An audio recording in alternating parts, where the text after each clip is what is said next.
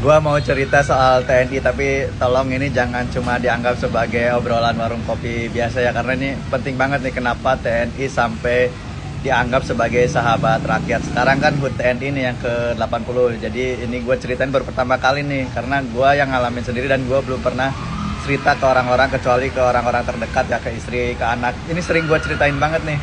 Jadi ceritanya itu sekitar tahun 2007-2008, berarti kan 15 sampai 17 tahun yang lalu lah gue kerja. Dan dalam perjalanan dari Makassar menuju Palu, perjalanan Makassar ke Palu itu sekitar 12 sampai 14 jam lah. Gue bareng driver kan, kita nyari tempat buat istirahat sebentar lah, buat mandi sebelum kita lanjut ke kerja, ke lokasi. Driver waktu itu nyaranin kita ke pom bensin aja Pak, tapi waktu itu gue bilang ke driver kita ke kantor Kodim aja kata gue kan, karena memang lokasi tempat kita kerja tuh lumayan tergolong gak aman. Itu nggak selesai-selesai tuh karena ada gangguan dari preman lah gitu. Nah setelah gue sampai ke Kodim kan, gue bilang ke tentara yang jaga, Pak kita dari Makassar, kita mau ikut istirahat, mau ikut kalau bisa ikut mandi di toilet di sini, bisa nggak? Tahu nggak? Gua sama tentara yang jaga itu malah diajak ke rumahnya. Ayo Pak katanya. Gua diajak ke rumahnya kan sama driver ke rumahnya. Gua dipersilakan mandi. Nah pas gua di dalam kamar mandi, gua denger tuh dia tuh bilang ke istrinya, "Mah tolong masakin ayam untuk mas-mas yang tadi numpang mandi," katanya gitu. Nah pas gua selesai mandi, udah jadi itu ayam goreng.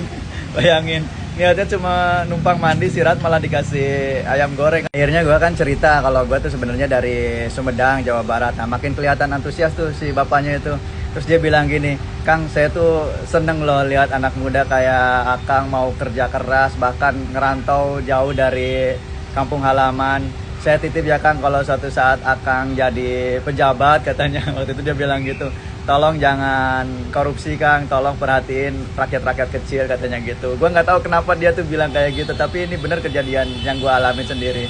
Nah, akhirnya setelah itu dia bahkan mau nganterin ke lokasi kerja tuh, gue nggak minta. Terus dia akhirnya nganterin tuh ke lokasi kerja, dia pakai motor, saya pakai mobil.